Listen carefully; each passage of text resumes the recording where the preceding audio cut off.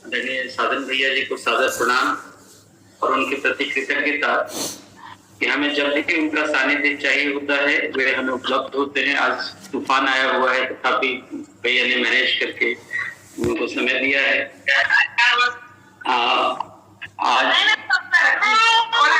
ये चौथा सत्र है। जब पिछले 3 सत्र हमने परमाणु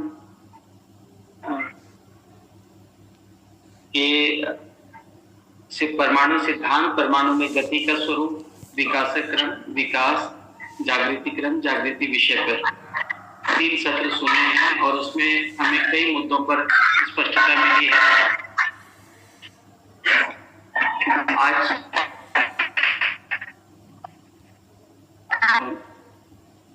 आप सभी से आग्रह है कि अपने माइक को म्यूट कर लें ताकि दूसरों को सुनने में परेशानी न हो।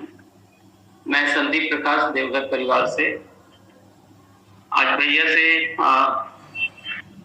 प्राण कोशा, जिस तरह बाबा जी ने जैसा पहचाना है विकास क्रम में उदात्तीकरण की प्रक्रिया के अंतर्गत, तो मैं चाहूंगा कि भैया जी अपनी बात रखें, फिर जो पहले से आए हुए प्रश्न हैं उनको लेंगे और फिर अभी जो सभा में मौजूद हैं उनसे प्रश्न लेंगे। ये क्रम हमने सोचा है। भैया ये ठीक रहेगा? जैसा आप लोग बोलेंगे भैया वैसे ही। तो भैया प्राण कोशा का आना विकास क्रम में ये किस अर्थ में था, बाबा जी ने कैसे इसको देखा और हम सब के लिए क्या स्पष्टता इसके बारे में हो सकती है? भैया अपना बात रख सकती है। तो सबसे पहले मैं पूज्य बाबा जी को नमन करूंगा, उनके प्रति कृतज्ञता ज्ञापित करता हूं और उनसे मैंने सुना है, समझने की कोशिश किया है। जितना भी समझ में आया है मैं आपके सामने रखता हूं। तो पहला प्रश्न मुझे बहुत बढ़िया लग रहा है, प्राण कोशिकाओं में परमाणुओं की क्रियाशीलता का स्वरूप क्या है? यहां से पहले शुरू करते हैं, बाद में कोशिश करूंगा कि सबको मिलाकर एक मैं चीज बोल दूं और फिर उसमें कोई स्पष्टता होगी या असहमति होगी तो और चर्चा हम करेंगे। जी। अभी ये माना जाता है कि परमाणु का बाहरी प्रवेश क्रियाशील होता है और मतलब अभी का मतलब मॉडर्न साइंस जो, और बाहरी परिवेश में मान लीजिए एक इलेक्ट्रॉन है तो वो पॉजिटिवली वो नेगेटिवली एक चार्ज होगा, उसकी वैलेंसी 1 होगी, -1 है ना। यदि 2 होगी तो -2। इस ढंग से आगे बढ़ते हैं। जैसे अपना जैसे एक ऑक्सीजन है तो उसमें 2 कम है ना। तो ऐसे करके इन्होंने पूरा एक सेट बनाया है परमाणु के बारे में।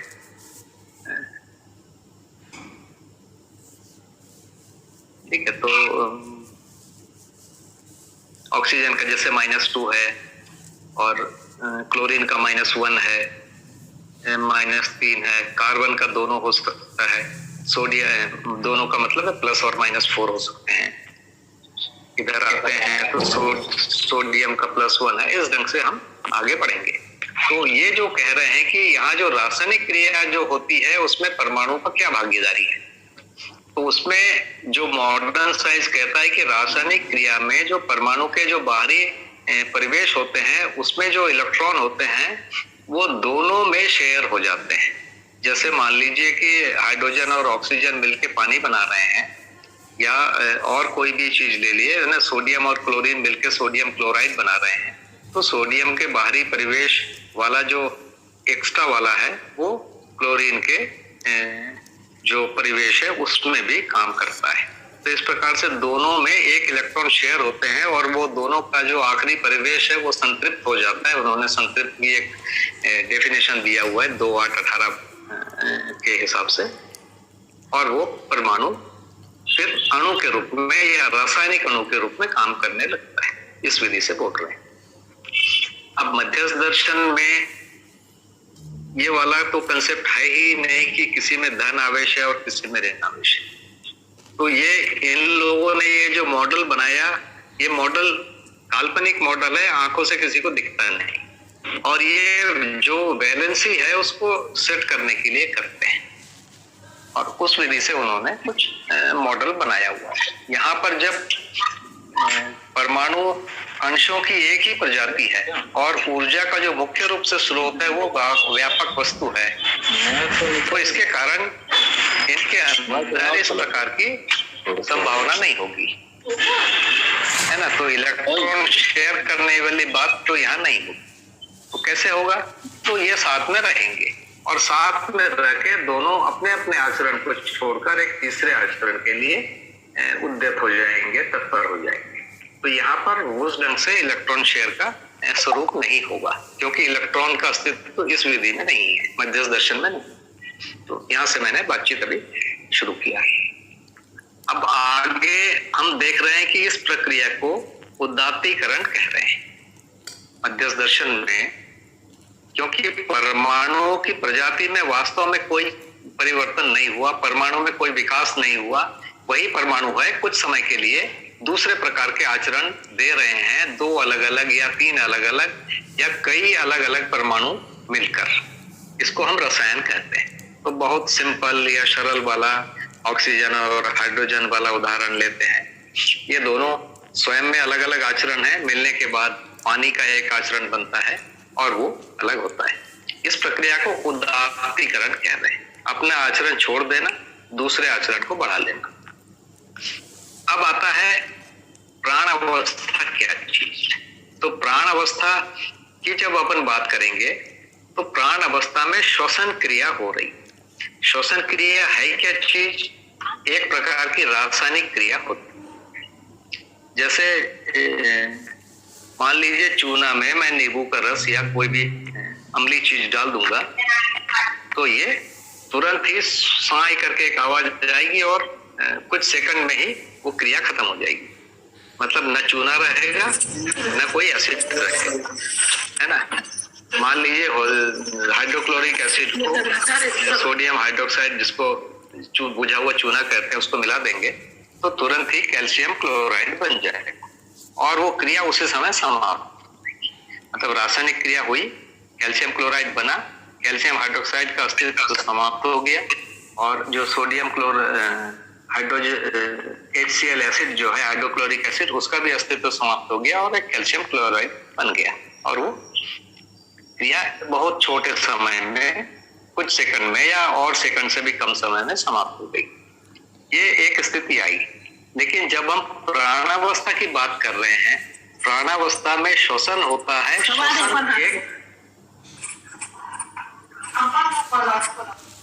किसी का माइक से आवाज आ रही है, कृपया उसको बंद कर देंगे तो अच्छा। वो बाहर पे खुल जा रहे हैं कुछ लोगों के।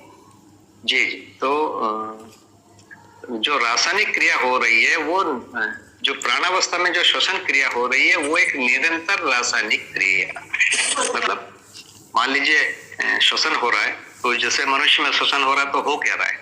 ऑक्सीजन कार्बन से मिलता है और कार्बन डाइऑक्साइड बनाता है और ये कार्बन डाइऑक्साइड बनाने के क्रम में कुछ ऊष्मा पैदा होती है और कार्बन डाइऑक्साइड बाहर निकलता है। तो कंटिन्यूअस एक ऑक्सीजन का स्रोत चाहिए, वो स्रोत सेल के अंदर चला जाता है, वो ऑक्सीजन सेल के अंदर रासायनिक क्रिया होती है और उसमें से उसका कार्बन डाइऑक्साइड निकल जाता है। माने हर समय उसमें का कार्बन लगातार कम हो जाता है, तो उसमें लगातार कार्बन की पूर्ति भी चाहिए, नहीं तो सेल कुछ समय में खत्म हो जाएगा।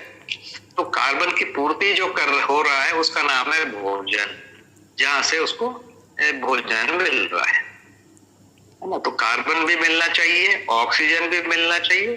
तो ऑक्सीजन तो श्वसन से मिल गया, कार्बन पेड़ की बॉडी में ही है, सेल में ही है, वो मिलके कार्बन डाइऑक्साइड बन रहा है, वो कार्बन डाइऑक्साइड बार बार बाहर निकल जा रही है, ये प्रक्रिया हो रही है। तो ये एक कंटिन्यूअस केमिकल रिएक्शन है। जैसे अपन ऑक्सीजन और हाइड्रोजन मिलके पानी बनने की बात किया, या कैल्शियम हाइड्रोक्साइड और HCl मिलके कैल्शियम क्लोराइड और पानी बनने की बात किया, तो इसमें दो चीजें हैं, मिल रही है पहले, उसके बाद जो बन रहा है उसको प्रोडक्ट हम कह रहे हैं। तो मान लीजिए कैल्शियम हाइड्रोक्साइड है, CaOH होल ट्वाइस कहते हैं, और प्लस HCl है। ये जब मिलते हैं तो ClCl2 बनेगा, कैल्शियम क्लोराइड बनेगा और H2O बनेगा। अब हम क्या उद्देश्य से बनाए हैं उसके आधार पर एक चीज को प्रोडक्ट कहते हैं, दूसरी चीज को बाई प्रोडक्ट कहते हैं। मतलब दो चीज बन गई है। यदि किसी को पानी चाहिए तो बोलेगा पानी प्रोडक्ट है और कैल्शियम क्लोराइड को बाई प्रोडक्ट कहेगा, या किसी को कैल्शियम क्लोराइड चाहिए तो बोलेगा कैल्शियम क्लोराइड प्रोडक्ट है और ये बाई प्रोडक्ट है। पर दो चीज तो बन गई। ये जो श्वसन क्रिया में हर बार जो प्रोडक्ट बन रहा है वो सेल ही नया बन जा रहा है।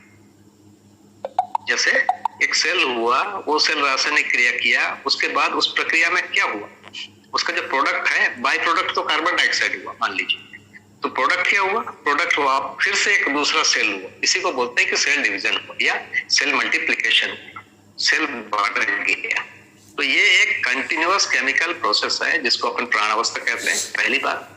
दूसरा, इसमें जो प्रोडक्ट है वो वापस एक दूसरा सेल ही है, इसी को वृद्धि हम कह रहे हैं, इसी का नाम वृद्धि है। और जो दूसरी चीज नहीं वो कार्बन डाइऑक्साइड है, तो ये बाई प्रोडक्ट। तो सेल में ये वाली क्रिया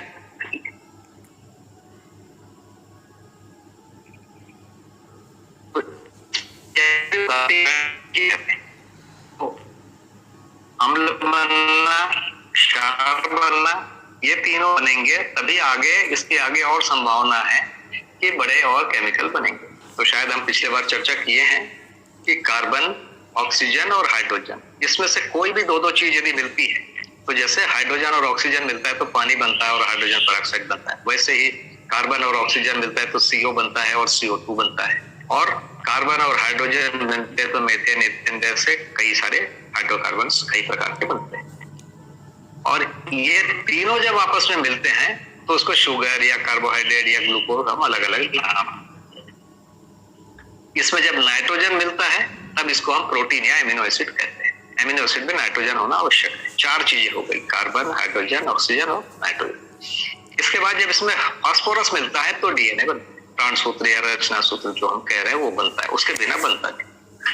तो ये क्रम से ये धीरे धीरे बड़े अणु बनते जाते हैं, है ना, बहुत बड़े बड़े अणु है ये।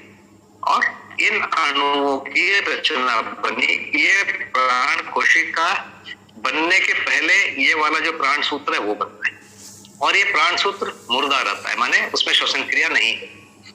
किसी अनुकूल परिस्थिति में इस प्राण सूत्र के साथ जो एक कवर बनता है, उसका जो खोल बनता है, और उसके बाद उसमें श्वसन क्रिया शुरू हो जाती है, उसको हम कह रहे हैं प्राण अवस्था।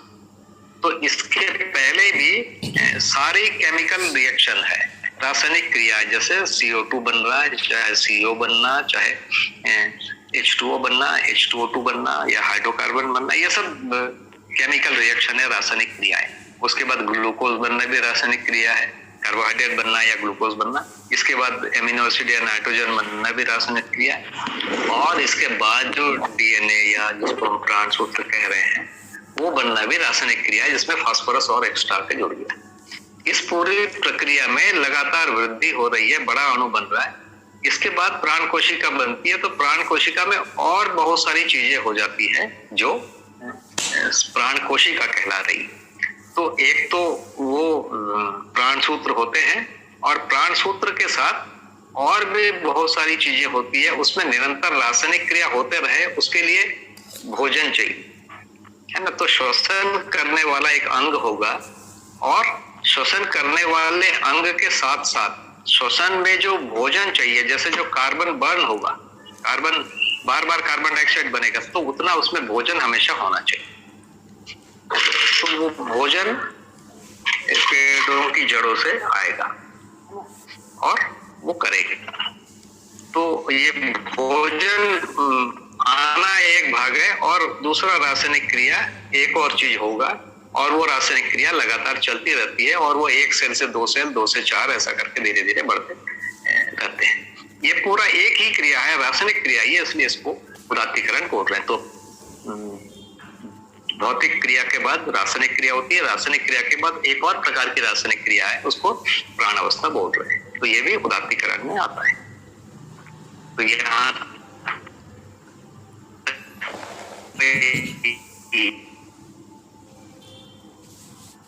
अब इसके बाद पुष्टि तत्व और रचना तत्व किसको कहते हैं? तो पहले छोटी सी बात आपको और कहता हूं कि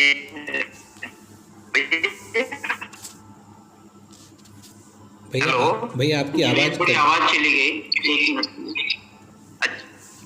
अभी आ रही है? जी भैया, पुष्टि तत्व के बारे में बोल रहे थे भैया शुरू से। हाँ जी जी हाँ, मतलब इसके पहले वाला पूरा सुन लिया ना आप लोगों ने? जी भैया। हेलो जी भैया, उससे पहले की बात आ गई। हाँ, तो इसमें देखिए जो पुत्र है इसमें रचना हमारी रहती है, इसका रोल क्या है? क्योंकि क्या ये रासायनिक है? ये यदि रासायनिक क्रिया करेगा तो इसका जो कंपोजिशन है, केमिकल कंपोजिशन, वो बदल जाएगा, माने वो रासायनिक क्रिया नहीं करता। तो श्वसन क्रिया जो हो वो प्राण सूत्र तो नहीं कर रहा, क्योंकि यदि प्राण सूत्र का स्वरूप बदलेगा, जबकि प्राण सूत्र एक निश्चित चीज पूरा जेनेटिक कोड बदल प्राण सूत्र है। आवाज कट रही है भैया, आवाज कट रही है। ये भैया प्रयास करता हूँ, देखिए यहाँ पर थोड़ा सा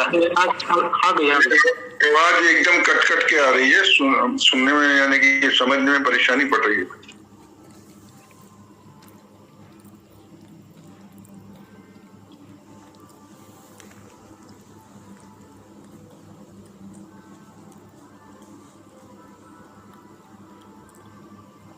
भैया अभी आवाज नहीं आ रही। हाँ अभी बिल्कुल बंद। हेलो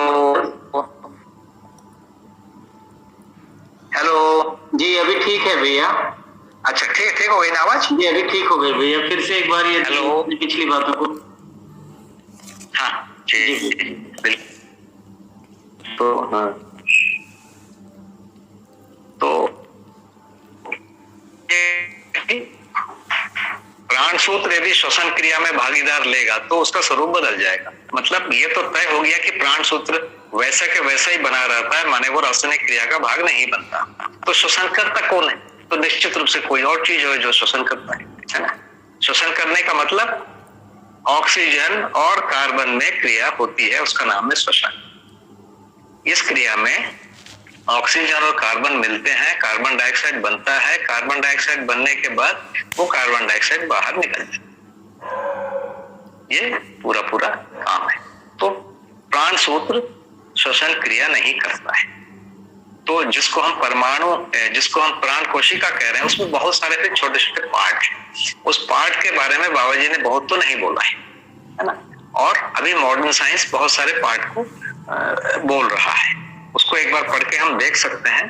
पर यह निश्चित है कि वो जो प्राण सूत्र है वो एक प्रकार के द्रव में डूबा है, जिसको बाबा जी ने बोला है, ये लोग भी वैसे ही कहते हैं। और उसके ऊपर एक कवर होता है, ये लोग भी उसको कहते हैं, ये लोग माने मॉडर्न साइंटिस्ट उसको बिल्कुल कहते हैं। तो इस रूप में लगभग बाबा जी और ये बिल्कुल एक चीज कह रहे हैं।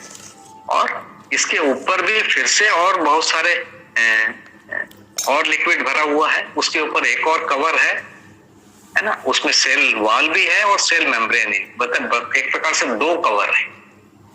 और उसमें और कुछ कुछ प्रकार के ऑर्गेनेल है। उसमें श्वसन क्रिया वाला एक ऑर्गेनेल है, वो भी न्यूक्लियस के बाहर में होता है। तो पहला जो कवर है जिसके अंदर प्राण सूत्र है उसको ये लोग न्यूक्लियस कह रहे हैं। उसके बाद दूसरा वाला जो कवर है वो जो प्लांट सेल में दो प्रकार के हैं, सेल मेम्ब्रेन है, उसके ऊपर सेल वॉल है, और उसके अंदर भी बहुत सारे केमिकल है ना। उसको भी उसको एक लिक्विड कहते हैं। तो सेल में क्या कंट्रोल है? वो जो सेल के अंदर जो मेम्ब्रेन से या सेल वॉल से जो भी मटेरियल जा रहा है, वही मटेरियल फाइनली फिर न्यूक्लियस के अंदर जा रहा है, और वही मटेरियल बाद में प्राण सूत्र में परिवर्तित हो रहा है। तो ये जो मटेरियल है, कौन सा मटेरियल है, वो बिल्कुल निश्चित है। उसमें बदलाव हो गया तो फिर प्राण सूत्र बिगड़ जाएगा। तो इसीलिए दो प्रकार का, एक प्रकार का कंट्रोल है, दो प्रकार का, कि सेल वॉल और सेल मेम्ब्रेन से कंट्रोल चीजें ही जाएगी, और दोबारा जब न्यूक्लियस के अंदर जाएगा लिक्विड तो वो फिर से और कंट्रोल है कि दूसरे प्रकार की चीजें नहीं जाएगी। दूसरे प्रकार की चीजें गई क्योंकि यही चीज फिर जाके प्राण सूत्र बना रही। इन्हीं चीजों से प्राण सूत्र बन रहा है। तो इन चीजों में बदलाव होने से प्राण सूत्र में बदलाव हो जाएगा। कभी हम बहुत छोटा छोटा प्रैक्टिकल करके देख सकते हैं, जैसे मनी प्लांट का एक पौधा हम पानी में डाल के रख देते हैं, वो बढ़िया जिंदा रहता है। आप उसमें कभी नमक डाल दीजिए, है ना, अच्छे से 2-4 दिन के बाद आप देखेंगे पत्तियों में नमक आ गया, पत्तियां नमकीन लगती है। वैसे पोटेशियम परमैंगनेट यदि डाल देते हैं तो पत्तियों में कहीं कहीं वो कलर दिखने लगता है, हल्का फुल्का बैगनी वाला। तो अब जैसे देखिए नमक आ गया, तो क्या नमक पेड़ पौधे में कहाँ घुस गया? क्या वो सेल वॉल के अंदर से घुस गया या न्यूक्लियस के अंदर घुस गया? इसको हम सोचेंगे तो न्यूक्लियस के अंदर यदि घुस गया तब तो पूरा डीएनए को, मतलब प्राण सूत्र को करप्ट कर देगा, तो ये वहां तक जा ही नहीं पाता है, वो सेल वॉल के बाहर जमा रहता है ना। तो सेल उसके अंदर घुसने ही नहीं देता किसी दूसरी चीजों को, यही उसकी मौलिकता। और वो कौन कंट्रोल कर रहा है? वो वास्तव में कंट्रोल करने वाला तो है प्राण सूत्र, वो तय करता है, उसके रहने से तय होता है कि कौन सा आएगा कौन सा नहीं आएगा। जैसे इमली वाला अलग प्रकार से चीजों को कलेक्ट करता है, नीम का बिल्कुल अलग प्रकार से चीजों को अंदर आने देता है। तो वो उनके डीएनए के प्राण सूत्र की उपस्थिति से ही ये चीजें होती है, ये नियंत्रण उसका है। लेकिन वो वास्तव में डायरेक्ट करता है, वो करता नहीं, क्योंकि कर्ता माने क्रिया, क्रिया करने से वो समाप्त हो जाएगा। तो वो करता है पर क्रिया नहीं करता, उसकी उपस्थिति से बाकी चीजें क्रिया करने लगती, उसकी उपस्थिति नहीं रहेगी तो बाकी चीजें क्रिया नहीं करेगी।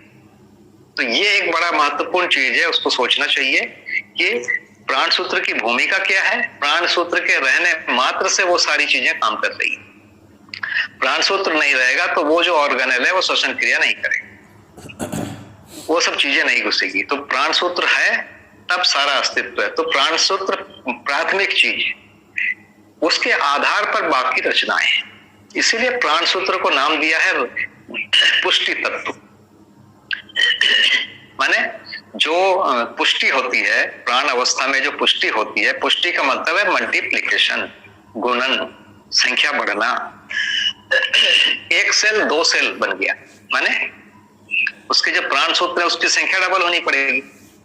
और प्राण सूत्र डबल होंगे तो प्राण सूत्र के ऊपर जितने कवर हैं और जो द्रव है और जो ऑर्गेनेल है वो भी डबल हो जाएंगे। तो इन सब चीज को रचना कहते हैं। तो प्राण सूत्र को रचना है, प्राण सूत्र को पुष्टि तत्व कह रहे हैं और बाकी चीजों को रचना तत्व कह रहे हैं। हालांकि दोनों एक साथ रहते हैं। जितने भी चीजें हैं, सेल वॉल, सेल मेम्ब्रेन और ये सब ऑर्गेनेल, उसके अंदर जो लिक्विड है, इन सबको मिला के हम कह रहे हैं रचना तत्व। और प्राण सूत्र को कह रहे हैं पुष्टि तत्व, क्योंकि प्राण सूत्र के बिना ये मल्टीप्लाई नहीं होगा।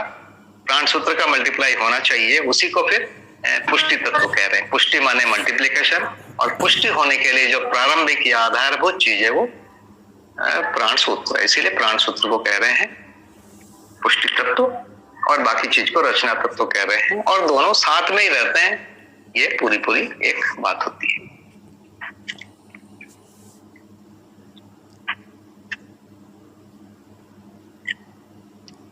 अब इसमें यह आता है कि ये सब कैसे तय हुआ। यदि विकास क्रम या रचना क्रम का इतिहास देखें तो क्या हुआ। तो पहले बहुत छोटे छोटे परमाणु बने, इसके बाद उसी धरती के उन्हीं परमाणुओं में विकास होके और बड़े बड़े परमाणु बने, और बड़े बड़े परमाणु होने के बाद कई प्रजातियां बन गई। कई प्रजातियां बनने के बाद फिर रासायनिक क्रिया शुरू हुई। रासायनिक क्रिया शुरू हुई, रासायनिक क्रिया के किसी क्रम में पानी बना और अम्ल और क्षार बना। ये सब बनने के बाद फिर जैसे मैंने बोला कि शुगर बनता है, या फिर नाइट्रोजन आता है, फिर प्राण सूत्र बनता है। इस पूरी प्रक्रिया को यदि हम देखेंगे, किसी भी जगह पर हम कोई पौधा लगाते हैं तो उस जगह में उसका मल्टीप्लिकेशन हो जाता है। इसका मतलब है उस जगह में नाइट्रोजन भी है, फास्फोरस भी है, ऑक्सीजन भी है, हाइड्रोजन भी है, कार्बन भी इतने तो हैं ही हैं। इसके अलावा किसी में आयरन है, किसी में क्लोरीन है, किसी में कैल्शियम है, किसी में कुछ कुछ। तो आप देखिए एक एक छोटा छोटा मिट्टी का यदि एक चुटकी मिट्टी लेंगे या 1 मिलीग्राम लेंगे या 1 मिलीग्राम का 1000वां भी ग्राम ले लेंगे, उतने जगह पर भी वो सारे चीजें मौजूद हैं। किस ढंग की मिक्सिंग हुई है आप ये सोचिए। धरती में इतने लेवल की मिक्सिंग हुई, ऑक्सीजन, हाइड्रोजन, कार्बन, कम से कम ये 3 है ना, चौथा नाइट्रोजन, पांचवा फास्फोरस। ये 5 प्रकार की चीज।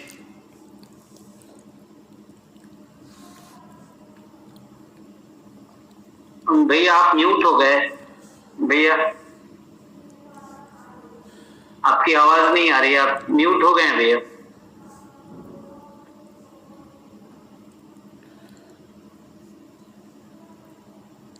हाँ साधन भैया जी आप म्यूट हो गए हैं अभी। हाँ जी हेलो जी, अभी अनम्यूट हुआ है जी भैया। हेलो जी अभी आवाज आ रही है भैया। अच्छा आवाज आ रही? हाँ बीच में म्यूट हो गए थे भैया, ठीक अब बोलिए भैया। बीच में 1 मिनट के लिए म्यूट हो गए थे भैया आप। हेलो जी भैया। हेलो हाँ जी भैया। हेलो मुझे नहीं आवाज आ रही है से भैया, मुझे भैया फिर से आप म्यूट हो गए हैं। मैं एक बार फिर से ट्राई करता हूँ भैया। नहीं अभी ठीक है आवाज भैया, अभी तो आवाज आ रही है आपकी। जी मेरे को कुछ गड़बड़ हुई।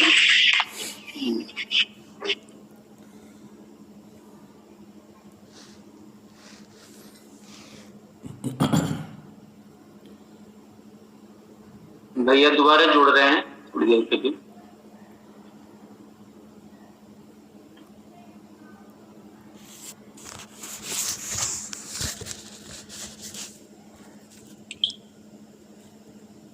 जी भैया। जी अब ठीक है ना आवाज? जी बहुत बढ़िया भैया। जी तो फिर से कोशिश करता हूँ।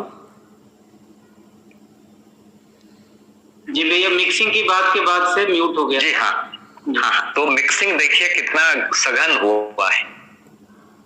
इतने जगह में hydrogen, oxygen, carbon, phosphorus, nitrogen और कुछ इन सब चीजों को एकदम पास पास में एक एक चुटकी में या एक एक मिलीग्राम में ये सब समाये हुए हैं। इतना मिक्सिंग होने के लिए सोचिए कितना ज्यादा धुआंधार ऊपर की सतह पर कार्यक्रम होना रहा होगा। तो इसके लिए भूकंप, ज्वालामुखी और कई प्रकार के तूफान, आंधी, पानी, ये सब की लगातार जरूरत होकर ये मिक्सिंग हुई। तो मानव आने के पहले तो भयंकर उपद्रव थे, या प्राणावस्था आने के पहले भयंकर उपद्रव थे। और ये उपद्रव किस लिए थे? हम उसको आज उपद्रव बोल रहे हैं, बल्कि वो एक मिक्सिंग की प्रक्रिया है जहां धरती के सरफेस के कोने कोने में वो सब चीज पहुंच जाए जिस पर प्राणावस्था खड़ी हो सकती। कितना भयंकर हलचल हुआ है। हम यहाँ से देखेंगे किसी दूसरी धरती को, बोले बाप रे उसमें तूफान आ रहा है, मान लो हम देख पा रहे हैं, है ना, भयंकर ज्वालामुखी और ये सब हो रहे, तूफान आ रहा है, पानी गिर रहा है, तो बल्कि उसमें प्राणावस्था आने के लिए तैयारी हो रही, ऐसा होता ही। तो इस प्रक्रिया में पूरी प्रक्रिया होकर ये मिक्सिंग हुई और उसके बाद फिर ये बना। तो इसको भी फिर हम देखेंगे तो हमको समझ में आएगा कि ये सारी चीजें इस ढंग से चल।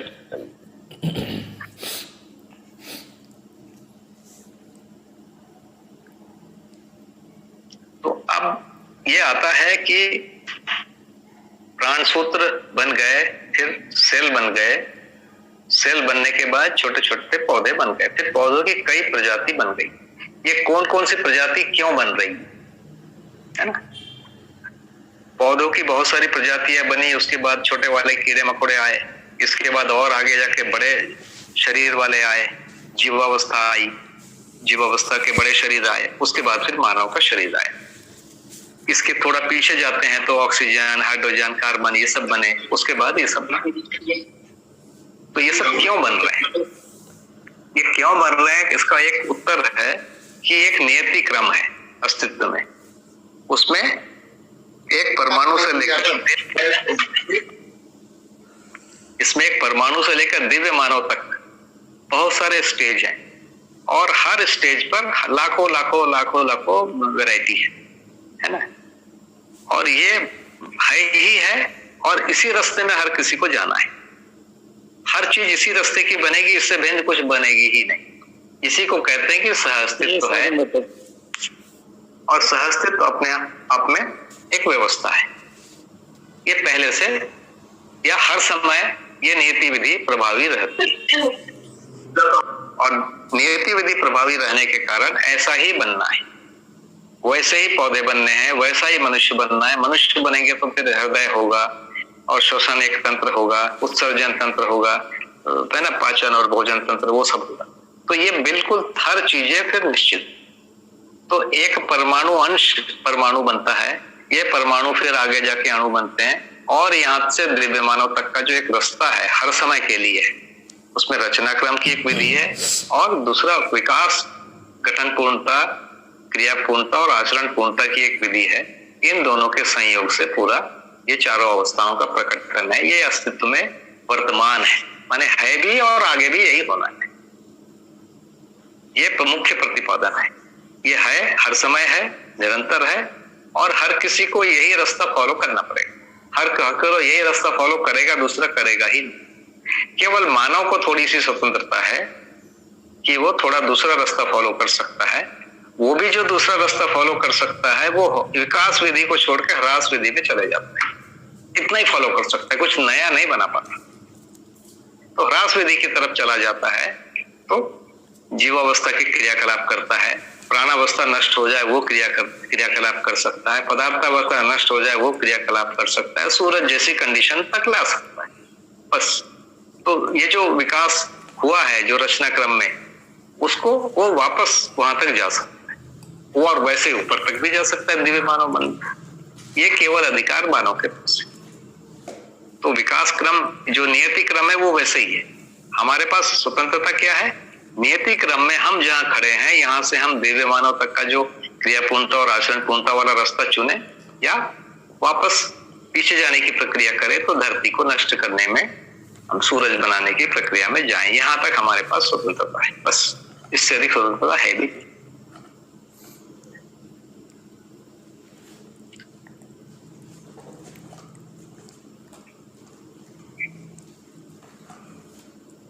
तो भैया मोटा मोटा मेरी ओर से प्रस्तुति हो गई। तो भैया नमस्ते भैया जी, सभी को प्रणाम। भैया अभी आपने जो रचना तत्व और पुष्टि तत्व की बात कही, तो पुष्टि तत्व तो समझ में आया। आपने जो कहा कि क्या चीज अंदर आना है क्या नहीं आना है वो तय करते हैं। रचना तत्व का क्या रोल रहता है उसमें से? नहीं, जैसे एक सेल लिए तो सेल में तो एक प्राण सूत्र है बीच में, प्राण सूत्र के चारों तरफ एक द्रव है, उसके ऊपर एक कवर है, इसको अभी जो है न्यूक्लियस बोलते हैं, है ना। और न्यूक्लियस के चारों तरफ फिर से द्रव है और कुछ ऑर्गेनेल है, उसके चारों तरफ फिर से एक झिल्ली है, सेल मेम्ब्रेन कहते हैं, और उसके ऊपर एक सेल वॉल है। ये इतनी सारी चीजें हैं।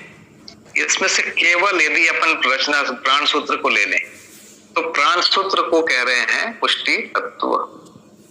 इसके अलावा जितनी चीजें हैं सबको हम कह रहे हैं रचना तत्व, है ना। ये कहना है। अब मेरी बात पहुंची दीदी आप तक? हाँ भैया जी। तो पुष्टि तत्व आपने जो बताया तो जो न्यूक्लियस में है वहां है? हाँ, प्राण सूत्र का ही नाम है पुष्टि तत्व। क्यों नाम है?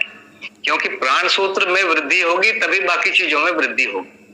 वो प्राथमिक चीज है, दूसरी चीजें सेकेंडरी है, द्वितीयक है बाकी चीज। इसीलिए उसका नाम पुष्टि तत्व दिया है, बाकी का नाम रचना तत्व दिया है। अच्छा, तो बाकी उसके सपोर्टिव और नाभिक में जो है वही मल्टीप्लाई होगा? वो मल्टीप्लाई होगा तो सभी मल्टीप्लाई हो रहे हैं बेसिकली।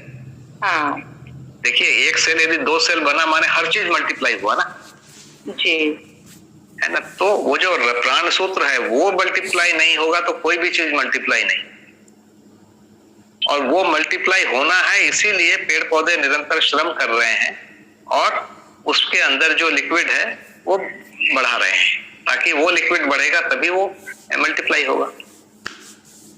बहुत बढ़िया जी, बहुत बढ़िया थे जी भैया। शुरुआत में आपने कहा हाइड्रोजन और ऑक्सीजन के मिलने की प्रक्रिया के अंतर्गत जो जब वो मिलते हैं और पानी का अणु बना तो उसको आपने उदात्तीकरण कहा। क्या उदात्तीकरण और यौगिक बनना दोनों एक ही बात है? जी, बहुत सारी चीजों को उदात्तीकरण बोला गया है। यौगिक बनना भी एक प्रकार का उदात्तीकरण है, और प्राणावस्था बनना भी एक और प्रकार का उदात्तीकरण है।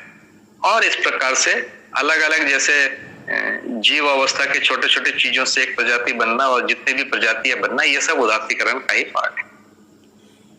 जी भैया, तो जो प्रश्न पहले से आए भैया उसको बारी बारी से पढ़ लेते हैं, यदि उत्तरित हो गया है इसमें से तो उसको स्किप कर जाएंगे और फिर हम बाकी जो लोग अभी सुन रहे हैं उनसे हम प्रश्न लेंगे भैया जी। तो पहला प्रश्न था, प्राण कोशिकाओं में परमाणु की क्रियाशीलता का क्या स्वरूप है? तो ये उत्तरित हो गया है ऐसा मुझे लग रहा है भैया की प्रस्तुति में। दूसरा प्रश्न है, प्राणावस्था को विकास क्रम में परमाणु का उदात्तीकरण प्रक्रिया कहा गया है। पूर्णता के अर्थ में उदात्तीकरण प्रक्रिया के विकसित होने का क्या आधार है?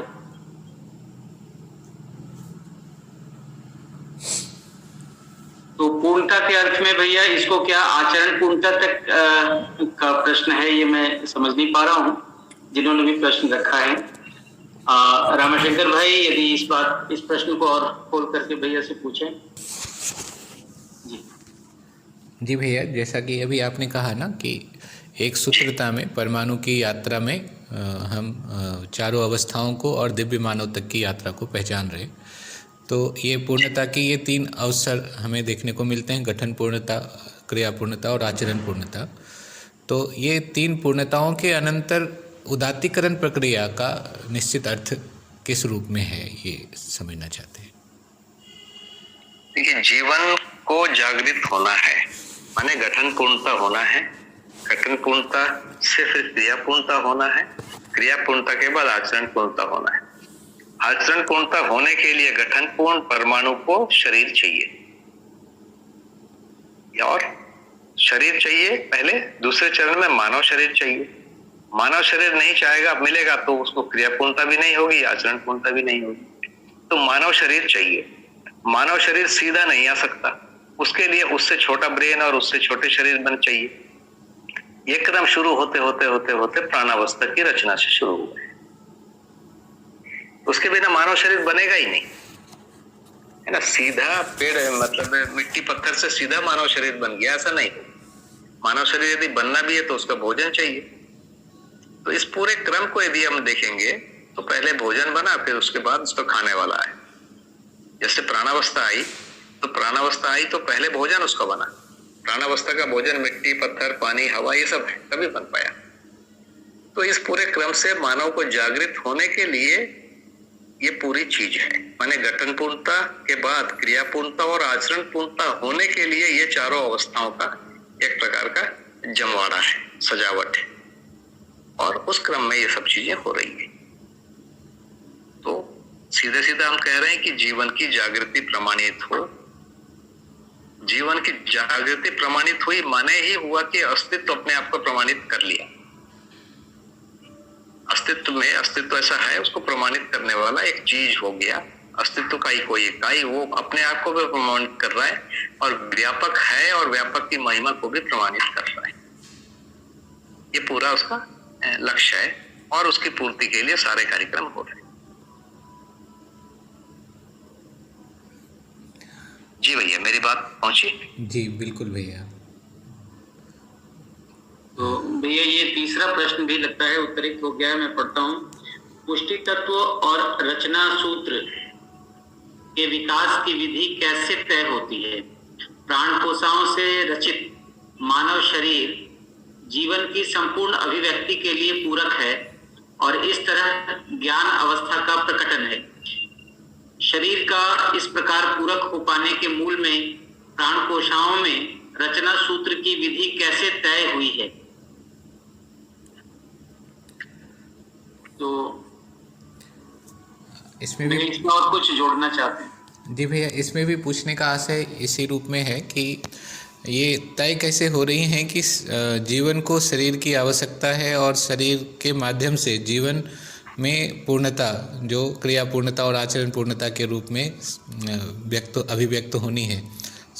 तो इसके लिए रचना सूत्र और पुष्टि तत्व में ऐसे जो अनुसंधान हो रहे हैं उसमें क्या विधि क्रियाशील है, ये जानना चाहते हैं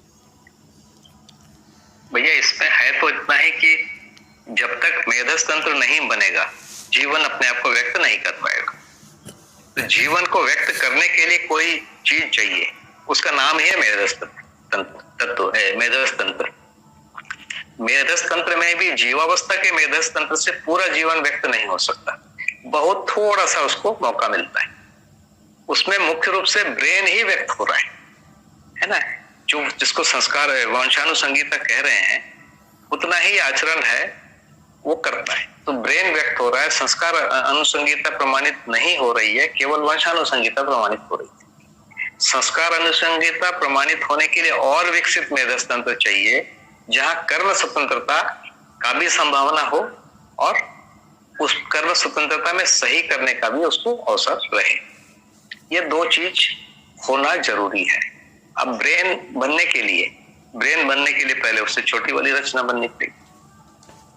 उसकी छोटी रचना माने छोटे ब्रेन, कीड़े मकोड़े के ब्रेन पहले, वो ब्रेन बनने के पहले सेल बनना पड़ेगा, सेल बनने के पहले रासायनिक क्रियाएं होनी पड़ेगी। तो ये पूरा एक क्रम है। यदि अपन बैक कैलकुलेशन करेंगे तो इसको क्या बोल रहे हैं, नियति क्रम। नियति क्रम में चीजें तय है, यही बनेगी, दूसरा कुछ बनेगा ही। इसी क्रम में एक परमाणु अंश दूसरे परमाणु अंश से मिलकर परमाणु बनाता है। ये कौन बनाता है, ये सहअस्तित्व बनाता है। सहअस्तित्व के कारण बनता है। तो यहां तक मानव आने तक सबको क्रियापद कह रहे हैं। मानव के साथ, क्रिया के साथ कर्म वाला भी पद दिया गया। कर्म वाला पद ही कर्ता पद है। इसके पहले कर्ता पद नहीं है, क्रियापद है। केवल क्रिया हो रही है, उसमें किसी का कोई नियंत्रण नहीं है, सहअस्तित्व विधि से वो हो। और क्या होना है वो तय है, उससे भिन्न कुछ भी नहीं होगा। मानव आने के बाद भी तय है क्या होगा। अधिक से अधिक वो ह्रास विधि की तरफ जा सकता है या विकास विधि की तरफ, जागृति विधि की तरफ जा सकता है। इतना ही अवसर मानव को। वो भी नियति क्रम का जो ये रास्ता है उसको तोड़ नहीं सकता, वही करना पड़ेगा, उसी में आएगा, दूसरा कुछ होगा ही नहीं। तो ये विधि है। तो ये हो क्यों रहा है, नियति जो है हर समय प्रभावी है, इसके कारण ये हो रहा है। बहुत जी भैया, मेरे को लगता है मेरी बात हो गई है। जी भैया, और कोई स्पेसिफिक यदि है तो बताइए, उस पर मैं सोचूंगा। नहीं, बहुत सुंदर भैया। जब हम जीवन में आएंगे आपसे और इसको जीवन के लिए यह सब कुछ हो रहा है, जीवन की स्पष्टता शायद और अच्छे से हम लोगों को होने की आवश्यकता है, और वो हम आपसे फिर आगे के सेशन में सुन लेंगे। बहुत सुंदर।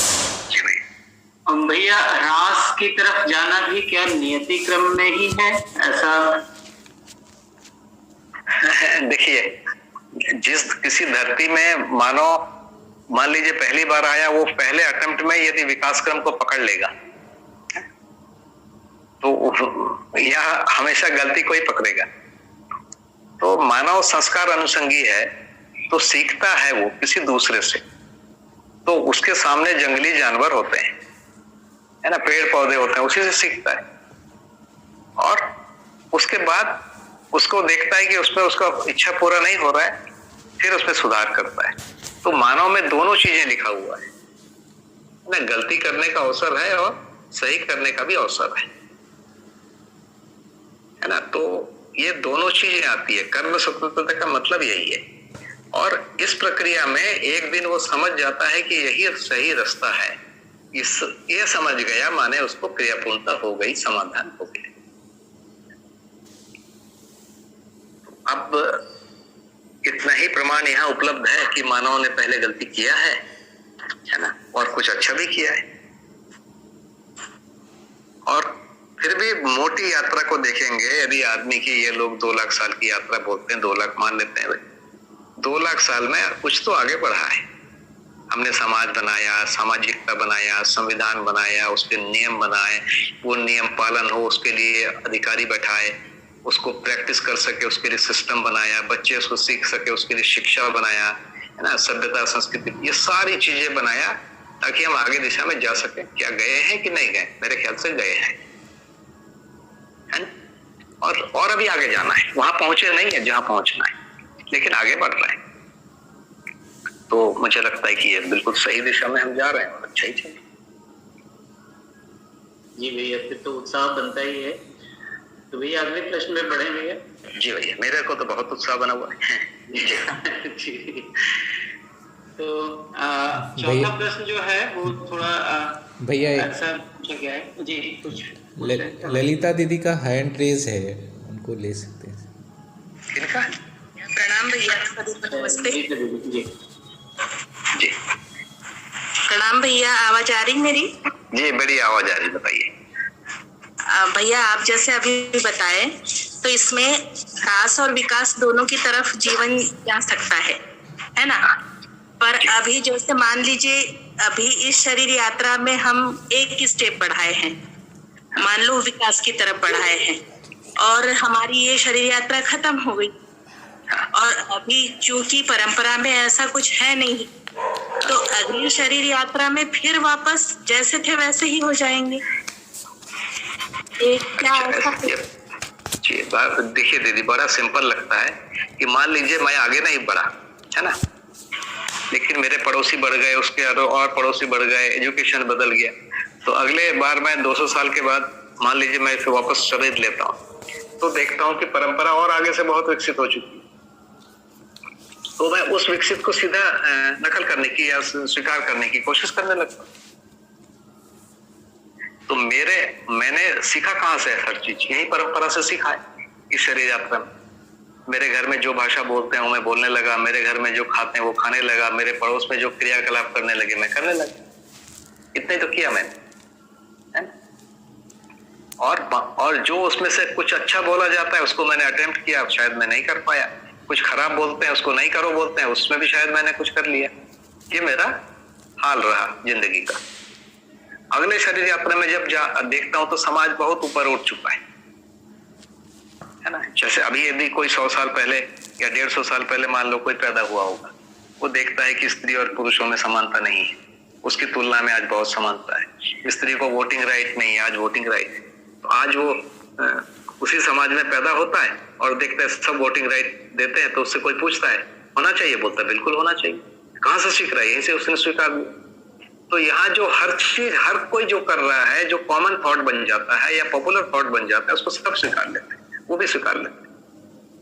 तो ये यदि मैं आगे नहीं बढ़ रहा हूँ और समाज में गलत मान्यता है तो मैं गलत को स्वीकारता हूँ। समाज यदि विकसित हो जाता है तो जो पैदा होता है वो और विकसित को स्वीकार कर लेता है। इस क्रम में धीरे धीरे समाज विकसित हुआ है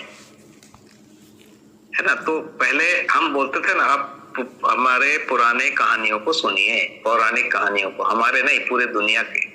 उसमें किसी को मार देना बहुत अच्छी बात है। संकल्प करते हैं भरी सभा में कि मैं उसका खून पी जाऊंगा, मैं उसका गला काट दूंगा, फलाना ठिकाना, उसकी पूजा किया गया। और आज यदि मैं यहाँ कोई संकल्प करता हूँ कि किसी को मारूंगा तो मेरे को जेल हो जाएगी। कोई भी दुनिया का कोई भी राष्ट्राध्यक्ष है, वो यदि बोलेगा कि मारूंगा तो भी उसको जेल हो जाएगी।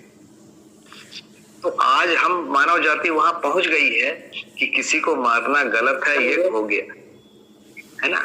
मैं शेर को मारूंगा यदि बोलता हूं ना, जानवर को, तो भी मुझे जेल हो जाएगी। वो सही नहीं है ना? एक बहुत बड़ा उदाहरण है, एक वाटसन नाम के साइंटिस्ट हुए जो जेनेटिक्स पर जिन्होंने काम किया ह्यूमन जीनोम के लिए, उनका सबसे बड़ा रोल माना गया। उन्होंने बोल दिया कि ये जो वंशानुसंगीता वाला किसी चीज में जो काले लोगों में कम बुद्धि होती है तो उनको छोड़ना पड़ा, पद छोड़ना पड़ा। ये स्वीकार नहीं है, ये स्वीकार है कि हर मानव समान, ये बोलना ही पड़ेगा। आज मानव समाज यहाँ आ गया है, तो हो क्या रहा है? यदि ये शरीर यात्रा में मैं आगे नहीं बढ़ पाया, अगला शरीर यात्रा जब शुरू होगा तो समाज बहुत आगे बढ़ गया, उस बार भी वैसे ही होगा। समाज में कुछ जो नहीं करना चाहिए, मैं शायद 1-2 गलतियां उस बार भी कर लूंगा, है ना, 2, 4, 10, 20, लेकिन अच्छा करने वाला शायद आज की तुलना में 10 गुना ज्यादा कर लूंगा, क्योंकि अच्छा वाला ज्यादा हो चुका है। तो इस ढंग से परंपरा अच्छे को लेकर आगे बढ़ रही, परंपरा खराब को लेकर आगे नहीं बढ़ रही। भले ही परंपरा में 1% आदमी अच्छा कर रहा है, पर उसी 1% को लेकर आदमी आगे बढ़ रहा है। 25%, 20% आदमी बुरा कर रहे हैं, लेकिन उस बुरा को लोग नहीं लेके चलते, नहीं तो मानव जाति कभी एक कदम भी आगे नहीं बढ़ी। हम अच्छा कर नहीं पा रहे, लेकिन अच्छा क्या है उसको हम उससे अधिक स्वीकार कर पा रहे। तो मेरी स्वीकारने की स्थिति हमेशा अधिक है, करने की स्थिति कम है। वैसे हर मनुष्य का है, और यही कारण है कि मनुष्य ज्यादा समझ पाता है, उससे कम कर पाता है। धीरे धीरे यही क्रम करने के क्रम में और समझने के क्रम में पूर्णता तक पहुंचने का रास्ता है। जी दीदी, इतना ही मेरा उत्तर है। धन्यवाद भैया जी। और भी इस प्रश्न से जुड़ी कोई जिज्ञासा हो तो हैंड रेज करके पूछ सकते हैं, अन्यथा अगले प्रश्न पर हम जाएंगे। तो जैसा कि अभी किसी का हैंड रेज नहीं दिख रहा है भैया, अगला प्रश्न है, पदार्थ अवस्था में परमाणु में बाहरी परिवेश की सक्रियता दिखती है, क्या प्राण कोशिकाओं में भी बाहरी परिवेश की ही सक्रियता है अथवा कुछ और? तो जहां तक मैं समझ पा रहा हूँ, प्राण कोशिका में कोई परिवेश जैसी बात नहीं है, आउटर वॉल है। तो ये क्या पूछना चाह रहे हैं मैं समझ नहीं पाया। तथापि जो जिनका प्रश्न है वो माइक अनम्यूट करके पूछ सकते हैं। भैया कुछ कहना चाहेंगे इसमें? जी भैया, मैं थोड़ी सी बात कर देता हूँ कि इसमें रासायनिक क्रिया हो रही है, इसमें परमाणु के बारे में बात करने का कोई मतलब नहीं है।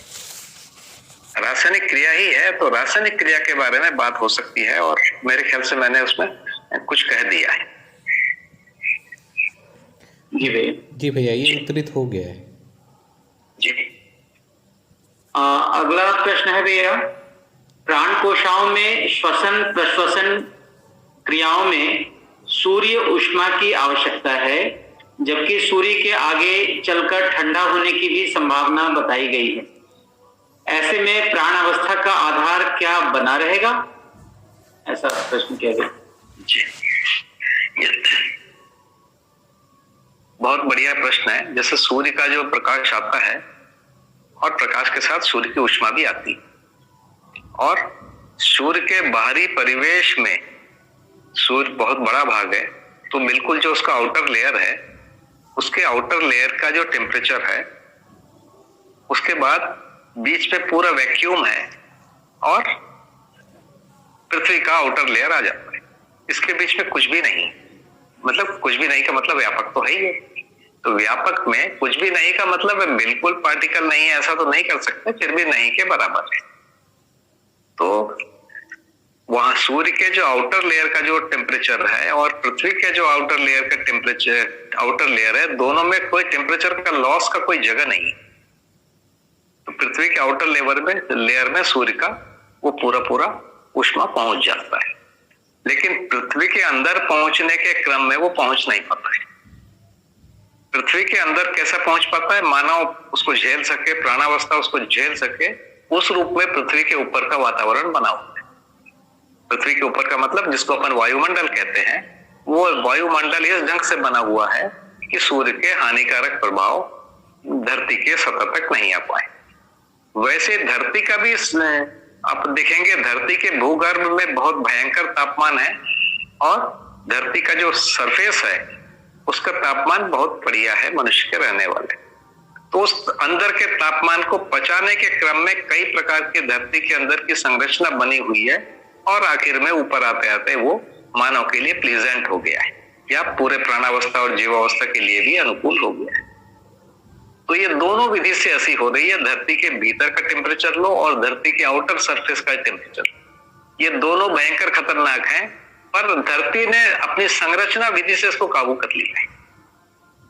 तो मान लीजिए सूर्य ठंडा हो गया, तो एक सेकंड में तो ठंडा होगा नहीं, धीरे धीरे ठंडा होगा, हजारों साल लगेंगे, है ना, लाखों साल भी लगेंगे। इस पूरी प्रक्रिया में धरती धीरे धीरे अपने आप को सेट करते जाएगी, इसका वातावरण सेट करते जाएंगे, तो बाहर की ठंडी यहाँ न घुस पाए, और यहाँ का जो ऊष्मा है यहीं के अंदर कैद रहे।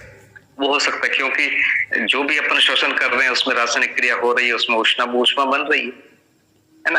तो ऊष्मा बनने की प्रक्रिया तो खत्म नहीं हो रही है धरती में, रासायनिक क्रिया होगी, उसमें ऊष्मा निकलेगी। तो यहाँ की ऊष्मा बाहर ना चली जाए, बाहर से जो ठंडा के अंदर ना आ जाए, तो धरती का लेयर ऐसा बन जाएगा।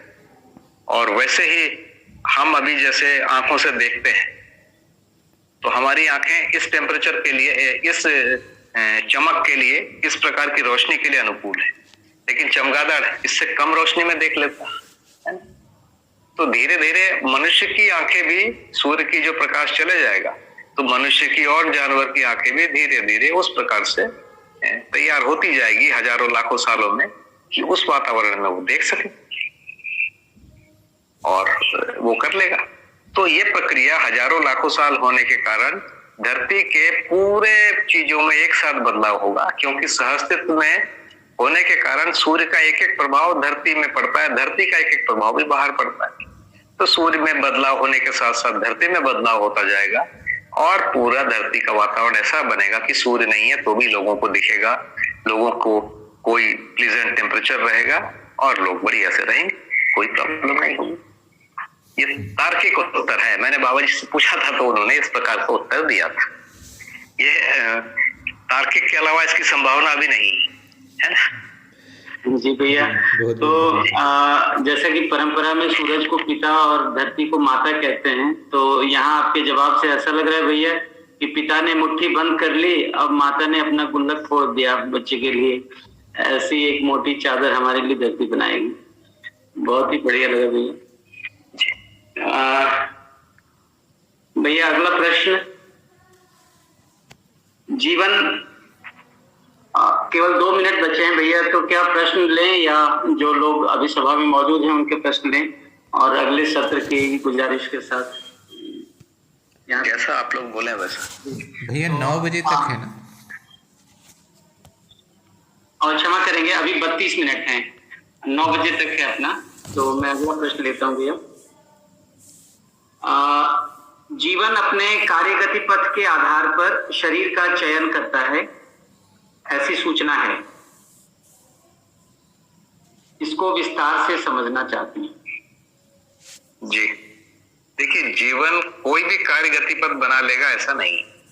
धरती पे जितने प्रकार के शरीर हैं जीवन के चलाने लायक, वैसा ही कार्य गति पथ बनाता है। पहले ये समझ लीजिए कि जीवन जैसा कुछ भी कर लेगा ऐसा भी नहीं है ना। हाथी है तो हाथी जैसा कार्य पथ बना सकता है, शेर है तो शेर जैसा लेगा, लोमड़ी जैसा, कुत्ता जैसा, बिल्ली जैसा ये बना सकता है। तो वैसा बनाता है वैसा लेता है, या जैसा शरीर है वैसा बनेगा ना।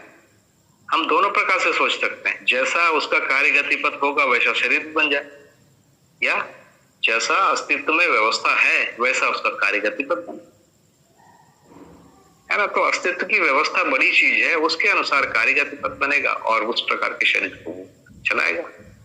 उस प्रकार के शरीर को चलाने के क्रम में ही का ही नाम है जीवनी क्रम। जीवनी क्रम, जीवनी क्रम के बाद जागृति क्रम में आता है, तब उसको मानव शरीर की जरूरत आती है। मतलब जब उसकी इच्छा काम करने लगेगी तब उसकी कर्म स्वतंत्रता और कल्पनाशीलता इस शरीर से पूरा नहीं होगा। जब इस शरीर से पूरा नहीं होगा तब उसको और श्रेष्ठ शरीर चाहिए। ऐसी कंडीशन में वो मानव शरीर को चुनेगा। मैं एक बार बार उदाहरण देता हूं कि बंदर है, उसके हमने देखा है सर्कस में उसको कपड़े पहनाना सिखाते हैं तो कपड़ा पहन लेता है ना। साइकिल चलाना सिखाते हैं तो लेता है, माने उसके हाथ पैर उस ढंग से बने हुए हैं।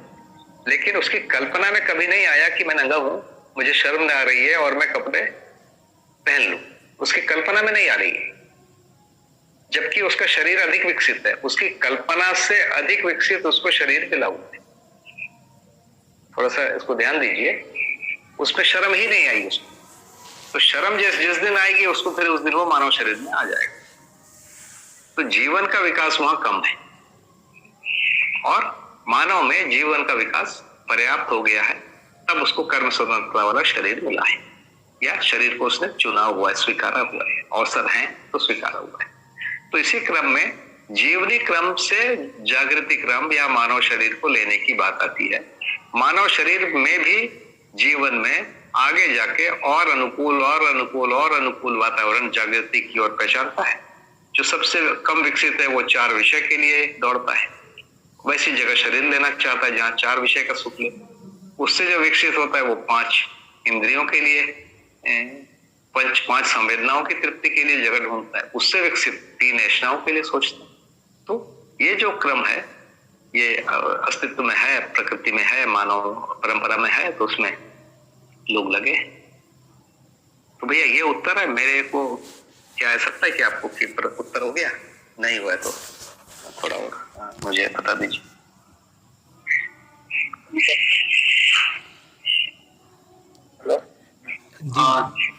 भैया जिन्होंने प्रश्न पूछा है वो अभी चुप है, इसका मतलब जी भैया, हो गए हैं। इसमें ये भी प्रश्न बनता है भैया कि जो कार्यगति पथ के आधार से शरीर निर्माण हो रहा है, या शरीर निर्माण एक प्रक्रिया है जिसके साथ साथ कार्यगति पथ जीवन में अपने आप तय हो रहे हैं। शरीर निर्माण एक प्रक्रिया है, वो कहाँ तक चलेगी? एक ऐसा मेधस तंत्र बनना है जीवन अपने आप की अपनी जागृति को पूरी तरह प्रमाणित कर दे,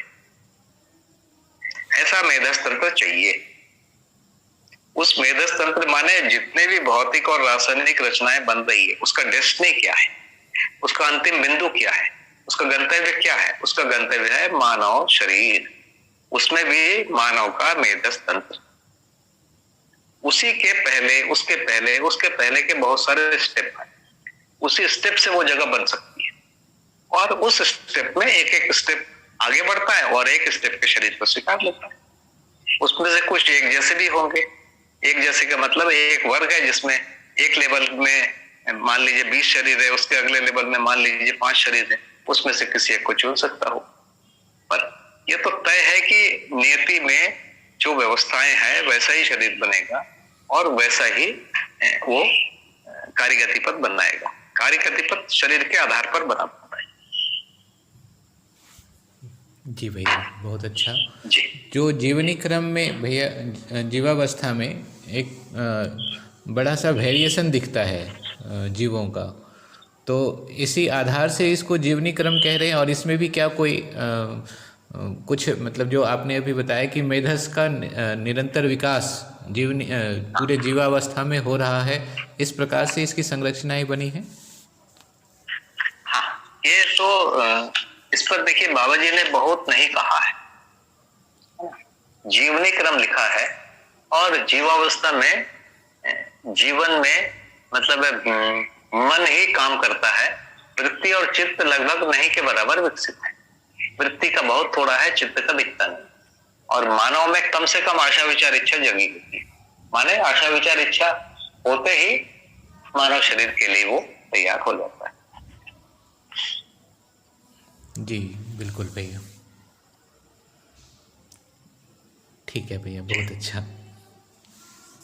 भैया इसमें एक चीज ये पूछनी थी कि जीवनी क्रम और जागृति क्रम वो मतलब कैसे उसके कनेक्शन को देखेंगे, कहाँ से वो शुरू होगा? ऐसा जीवन, ऐसा शरीर जो जीवन के चलाने योग्य हो, उन सबको जीवनी क्रम वाले शरीर को के रूप में देख सकते हैं। तो ये पशुओं के शरीर से जीवावस्था का ही शरीर है पूरा। जीवावस्था के 2 ग्रेड हैं। एक ग्रेड है जहां मेधस तंत्र है और जीवन नहीं है, जीवन नहीं है। दूसरा ग्रेड है मेधस तंत्र तो है ही है, साथ में जीवन भी है। 2 ग्रेड है, दोनों जीवावस्था कहला रहे हैं। जैसे कीड़े मकोड़े में, मधुमक्खी में, मक्खी में जीवन नहीं, लेकिन इसके बावजूद इसको भी जीवावस्था कह रहे हैं। इसको प्राणावस्था नहीं कह रहे हैं, इसको जीवावस्था कहते हैं। और वैसे ही जैसे गाय है, बैल है, घोड़ा है, कुत्ता है ना, बकरी है, खरगोश है, लोमड़ी है, ऐसे बहुत सारे और चीजें हैं, इनको भी हम जीवावस्था कह रहे हैं, पशु पक्षी। ये पूरे जीवावस्था है। और ये जीवावस्था में इसमें अपन देखेंगे तो किसी का शरीर थोड़ा कम विकसित है, किसी का थोड़ा ज्यादा विकसित है। और इस रूप में मध्यस्थ दर्शन में तो कोई स्टडी नहीं हुई है, बल्कि अभी जो मॉडर्न साइंस ने कुछ किया है और किसी को कुछ आगे मेधस तंत्र डेवलप है बताया है लोगों ने, उस पर लोगों ने काम किया है। तो उस रूप में निश्चित रूप से कोई आगे है, कोई पीछे, उसको जीवनी क्रम कह रहे हैं। जहां से मेधस तंत्र है और जीवन भी है, उसको जीवनी क्रम कहते हैं। जी मतलब कीड़े मकोड़े जीवनी क्रम में आएंगे, और जहां से मेधस के साथ जीवन प्लस हो गया वहां से फिर जागृति क्रम शुरू हो जाएगा। नहीं, कीड़े मकोड़े तो अपने आप में हैं। जीवनी क्रम देख रहे हैं जीवन का, जीवनी क्रम जीवन के लिए है। तो जीवनी क्रम जीवन के लिए है। वो जीवन जब से जीवावस्था के शरीर को चलाना शुरू किया तब से उसका जीवनी क्रम गिना जाएगा, और जिस दिन से वो मानव शरीर को चलाने लगा उस दिन से उसका जागृति क्रम गिना जाएगा। अच्छा, बहुत बढ़िया भैया। मतलब पशुओं में जब तक है तब तक जीवनी क्रम है, और मानव के साथ वहां से जागृति क्रम शुरू हुआ। बहुत कर्म स्वतंत्रता आ गया माने जागृति क्रम शुरू हो गया। बहुत बढ़िया, थैंक यू भैया। प्रणाम।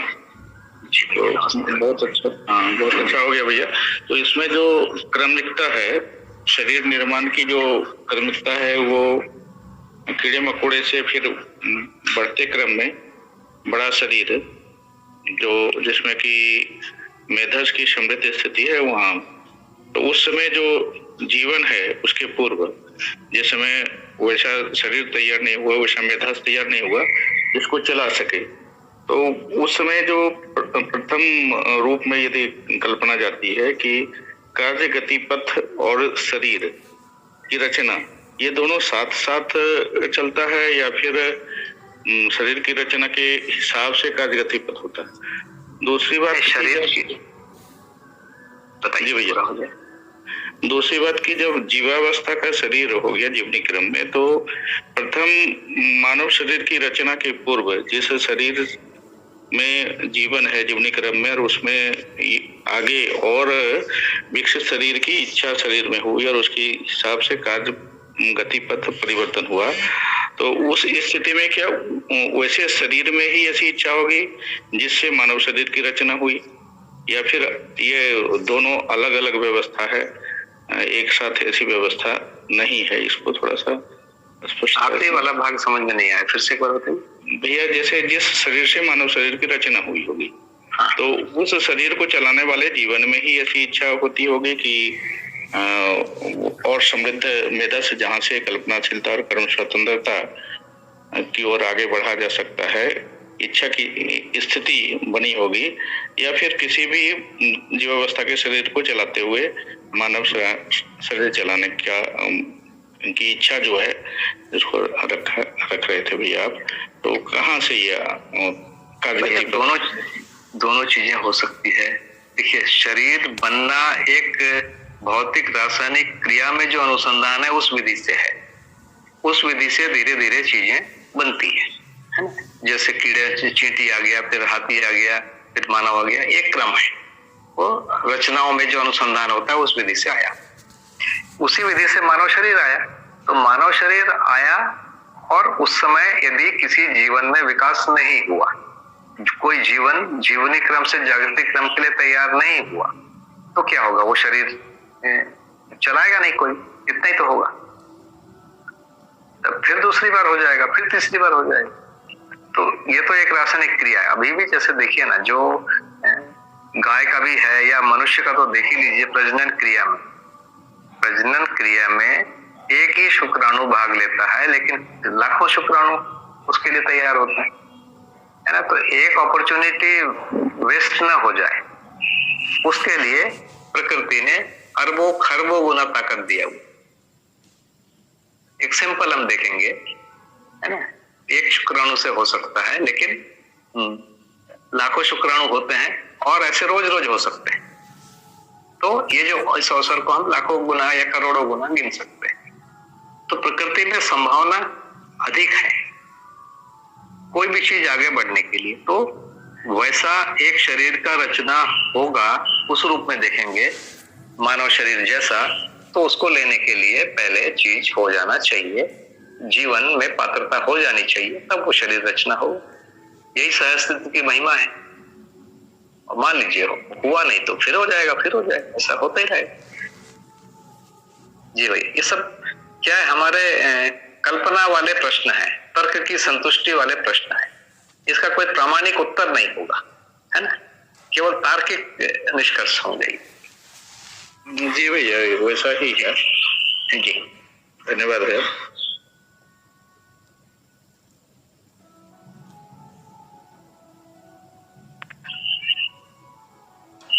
तो भैया अगले प्रश्न पे बढ़ सकते हैं। भैया संदीप कुमार भैया ने हैंड रेज किया है। जी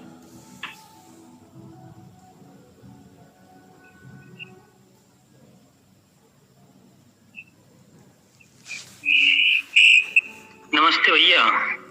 नमस्ते। भैया अस्तित्व में हर इकाई स्वयं में व्यवस्था और अपने से बड़ी व्यवस्था में भागीदार है।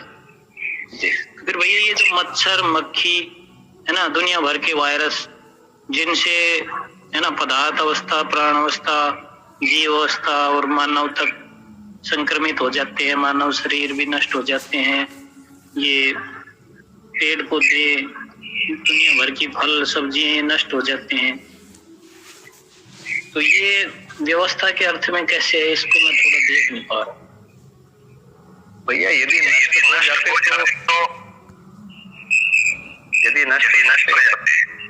कुछ इको हो रहा है, कोई गड़बड़ हो रही है। हेलो, हाँ, तो यदि नष्ट हो जाते तब तो मानव को आना ही नहीं।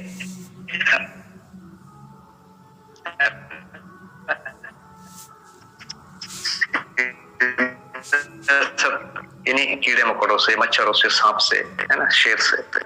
जब मनुष्य आया होगा तो एक मनुष्य या एक जोड़ी मनुष्य आया, और आज तक सब बच्चे, आज तक इनकी जो जनसंख्या है 800 पहुंच गई, 800 करोड़। इसका मतलब है कि ये सब कितनी भी नेगेटिव चीजें हैं, वो भी नेगेटिव मानव के लिए नहीं के बराबर है।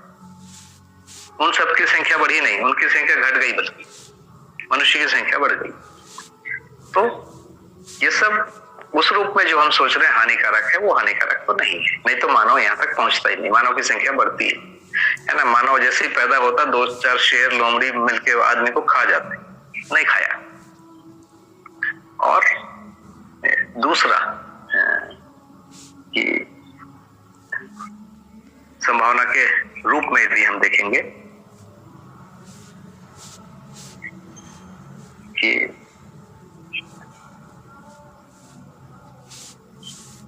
मच्छर या दूसरे कीड़े आए, उसके बाद उसमें अनुसंधानों के और आगे वाला विकास हुआ, उसके अनुसंधानों के और आगे वाला विकास हुआ, ऐसा होते होते मानव तक आया है। तो ये सब मानव के पूर्व अवस्थाएं हैं। जैसे जिसको हम वायरस कह रहे हैं, वायरस एक प्रकार का प्राण सूत्र है और वो अभी सेल नहीं बना है, तो वो एक अनिवार्य स्थिति है, वो होगा उसके बाद ही सेल बनेगा, उसके पहले सेल बन ही नहीं सकता। तो ये प्रकृति में, प्रकृति के विकास के क्रम में अनिवार्य कदम है ना, अनिवार्य कदम है, इसलिए इनको होना ही है, इसलिए हुए भी हैं। तो ये दो उत्तर है जी भैया, मेरी बात हो गई पूरी। जैसे बहुत सारे इंसेक्टिसाइड और वगैरह पेस्टिसाइड वगैरह हम फसलों में डालना मजबूरी है, अगर ये मतलब इसको सब मैं देख नहीं पा रहा भैया। मैं प्रश्न नहीं समझा। मैं कह रहा हूँ कि जैसे कोई फसल लगाता है, बहुत सारी सब्जियां फल है ना, वो उसमें तो ये वायरस आ जाता है, फंगस आता है या इंसेक्ट आते हैं, वो नष्ट कर देते हैं फसल को, तो व्यवस्था के अर्थ में कैसे है? नहीं, हम अपने मन से कुछ उगाना चाहते हैं, उस मौसम में जो उगेगा नहीं, उस पर आता है, ठीक है ना। एक अनुकूलता वाला समय है, उसको हम नहीं पहचानते, एक प्रतिकूलता वाला समय है, उसमें हम निकालते हैं, लगाते हैं। प्रतिकूलता में लगाने चाहते हैं तो वो होता है ऐसा। हमने अनुकूलता को पहचाना नहीं, ये कहानी है भैया पूरी।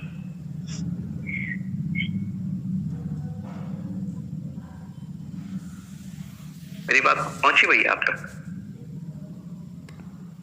वो तो ठीक है भैया, बहुत सारी जो फसलें हैं उनका जो टाइमिंग है वो मानव ने अनुकूलता प्रतिकूलता के आधार पर तय किया है। नहीं, पहले किया था, अब कितना मात्रा चाहिए वो हम एक कमरे में बैठ के तय करते हैं कि हमको इतना, एक पेड़ से इतना लेना है। है ना, और इस पेड़ को इतनी जगह देंगे, इतना खाद देंगे तो हो जाएगा। तो ये हम तय करते हैं। मतलब हमने अभी प्रकृति के नियम को समझा नहीं है, हम अपने हिसाब से प्रकृति को चलाना चाहते हैं, वो नहीं होता है। एक प्रकार के कीड़े जिस दवाई से मर जाते हैं, अगली बार उतनी मात्रा में नहीं बढ़ते हैं, ज्यादा डालना पड़ता है।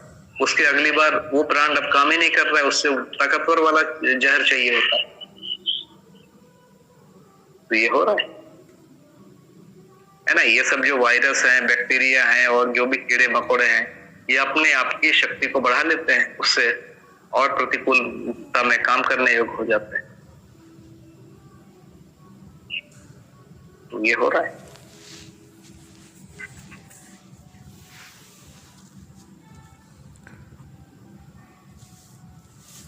हम ही उन कीड़े मकोड़ों को, बैक्टीरियाओं को ट्रेनिंग दे रहे हैं जो और मजबूत बनो, है ना।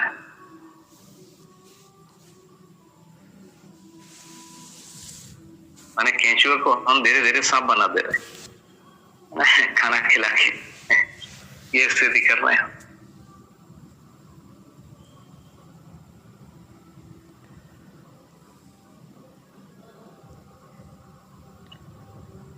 मुझे लगता है संदीप भैया जी का प्रश्न उत्तरित हुआ है। ठीक है भैया, अभी मैं जितना समझ पाया भैया ने कोशिश की है, उसके लिए भैया का धन्यवाद। और मेरे को अभी और इसमें समझना है। भैया एक लाइटर नोट ऐसा मुझे मन में आता है कि ये मच्छर जो हमारा खून रख लेते हैं, वो डीएनए प्रिजर्व हो रहा है। मानव जाति नष्ट होगी तो दोबारा फिर खड़ा करने के लिए इसको वैधानिक ना चाहिए मेरे मन में। तो प्रिजर्व तो नहीं हो रहा है, वो उसको पचा ले रहा है। ये ऐसे भैया। तो भैया अगला प्रश्न है, समय सिकुड़ता जा रहा है, 2 प्रश्न बचे हैं जो पहले से आए हुए हैं, उसको पूछ लेता हूँ। 7वां प्रश्न है, ऐसा क्या हुआ कि पदार्थ अवस्था के यौगिकों में श्वसन की प्रक्रिया शुरू हो गई? तो उत्तर आपने शुरुआत में दिया है, फिर भी यदि कुछ जोड़ना चाहते हैं भैया। प्रकृति में नियति क्रम है, नियति क्रम के हिसाब से जैसे एक स्तर की चीज हो जाएगी, उसके आगे वाली चीज होगी, तो श्वसन क्रिया शुरू हो गई। इसका इतना ही उत्तर है भैया।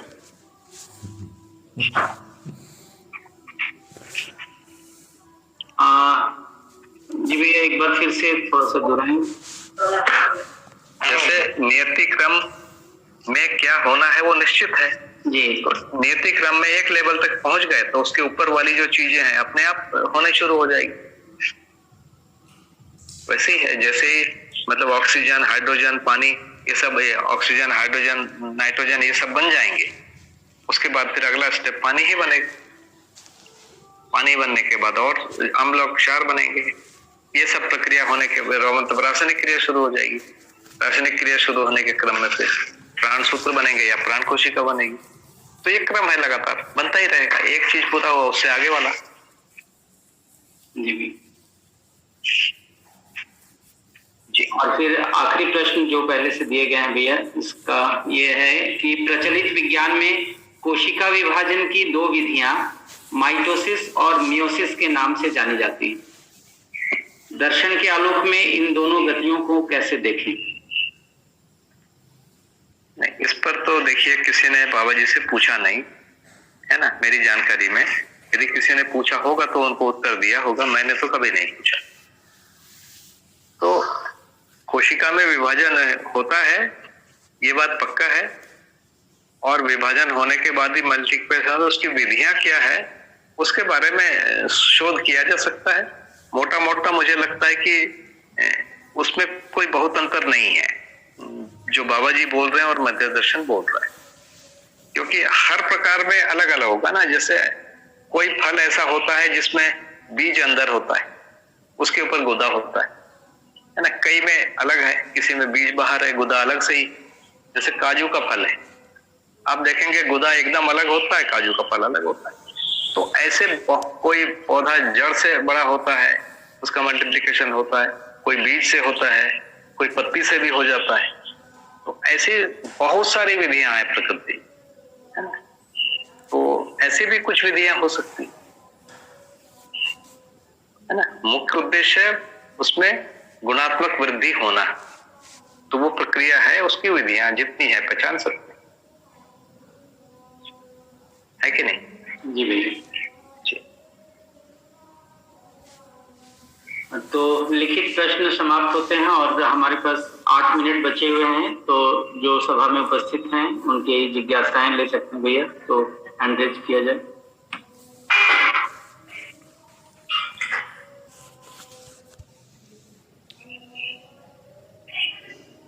भैया जब तक कोई आदमी प्रश्न नहीं पूछते हैं, मेरा एक जो अभी आपकी चर्चा हुई उसमें एक नई सूचना मुझे काफी अचंभित कर रही है कि सूरज का जो आउटर लेयर पे टेम्परेचर है वही टेम्परेचर ऑलमोस्ट धरती के आउटर लेयर यानी ओजोन लेयर के आसपास है। ये सूचना मिलते ही ऐसे लगा कि सूरज नजदीक आ गया है। क्या बिल्कुल ऐसा ही है भैया? बिल्कुल ऐसे ही है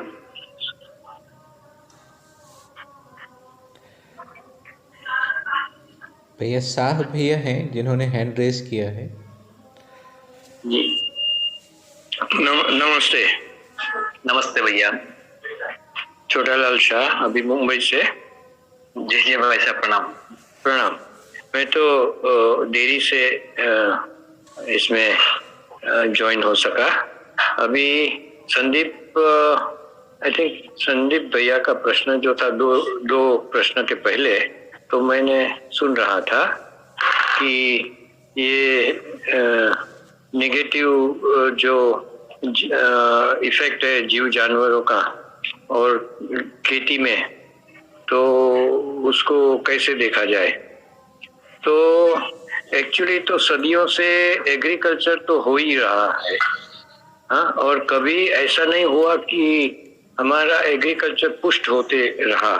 धीरे धीरे सालों कई नई वनस्पतियां आई। सब पिछले करीबन 100 सालों में के ऐसे जो भी है, या तो दूसरे विश्व युद्ध के बाद आदमी ने सोचा कि ये नाइट्रोजन वाले जो कारखाने बंद है उसका यूरिया बना के खेती में उपयोग किया जाए, और सामने आए। और तब से ये लाभोन्माद के चक्कर में इसका काफी प्रचलन हुआ सरकारी सब जगह से। केमिकल आए, पेस्टिसाइड आए, एक्चुअली जरूरत नहीं थी, क्योंकि वो बैलेंस संतुलन में सब चल रहा था।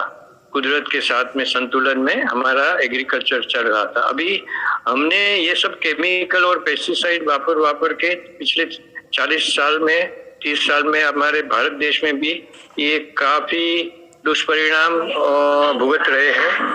किसान भी भुगत रहे हैं, हम लोग भी, सब लोग। ये जमीन भी नष्टप्राय जैसे हो रही, और हमारा भी हेल्थ इसके कारण काफी निगेटिव कैंसर वगैरह दिख रहा है।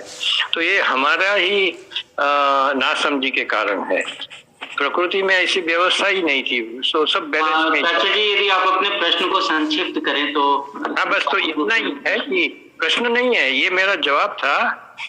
संदीप जो उनका जो था ना कि क्यों ऐसे हो रहा है, तो हमने ही इम्बैलेंस कर दिया है मानव ने लाभोन्मादी वृत्ति के कारण पिछले 50-80 सालों में। अस्तु जी, धन्यवाद। शैलेंद्र राठौर भैया जी अपना प्रश्न रखें। भैया नमस्ते। जो अभी भैया ने बात कही थी कि गुणात्मक परिवर्तन जो है उद्देश्य है, तो ये मतलब अमरूद की तरह काम कर रहा है। मानव में भी गुणात्मक परिवर्तन और बाकी सभी जगह नियति इस तरह से बोल रहे हैं क्या? मैं ऐसा समझ पा रहा हूँ कि ये अमरूद की तरह काम कर रहा है गुणात्मक परिवर्तन, या परमार्जन बोलेंगे इसको।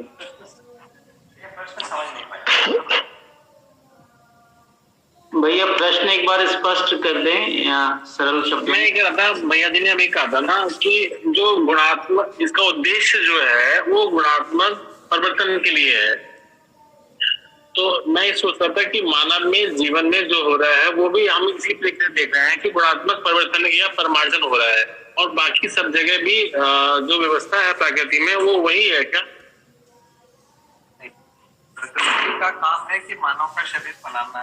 भैया आवाज कम आ रही है साधन भैया जी, आपकी आवाज कम आ रही है, दूर से आ रही हो ऐसा लग रहा है। हेलो, बहुत ही कम हो गई है, बाकियों को कैसा लग रहा है? हाँ बहुत कम आवाज है, बहुत कम आवाज आ रही है भैया, यदि ठीक है मैं और ट्राई करता हूँ। हेलो, हाँ अभी ठीक है भैया। अच्छा जी, हाँ। ये प्रश्न ऐसा है कि मानव के लिए पूरी प्रकृति पूरक है, पदार्थ अवस्था प्राणावस्था के लिए ये दोनों, जीवावस्था के लिए ये तीनों, ज्ञानावस्था के लिए और ज्ञानावस्था इन सभी के लिए इस ढंग से ये चीजें होगी। तो बाकी ने तो अपना पूरा काम कर दिया है और अभी कर ही रहे, मानव को अपना काम करना बचा। तो गुणात्मक परिवर्तन अभी इन सब में होने की जरूरत इस समय तो नहीं, पदार्थ अवस्था प्राणावस्था जीवावस्था इस समय मानव में ही होने की जरूरत है। तो बाकी पहले से ही ठीक है, और यदि जरूरत होगी तो ये अपना रोल पूरी तरह निभाएंगे, अब तक निभाते आए। ठीक ठीक, थैंक यू भैया। जी जी भैया। 2 मिनट बचे हैं भैया, 1 मिनट।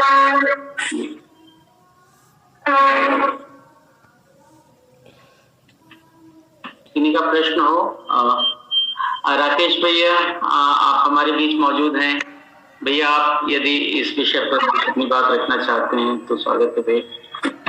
भैया मैं तो सुन ही रहा था और बहुत अच्छा रहा, और सभी को बहुत धन्यवाद आयोजकों को।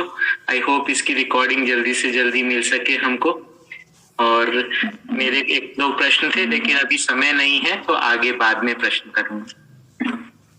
तो साधन भैया जी से अनुरोध है अगले शुक्रवार को यदि आप समय दें, तो जो आज की चर्चा हुई उसमें कुछ सारे प्रश्न अभी दबे हुए होंगे जो उभर के आएंगे, ऐसी उम्मीद रखता हूँ।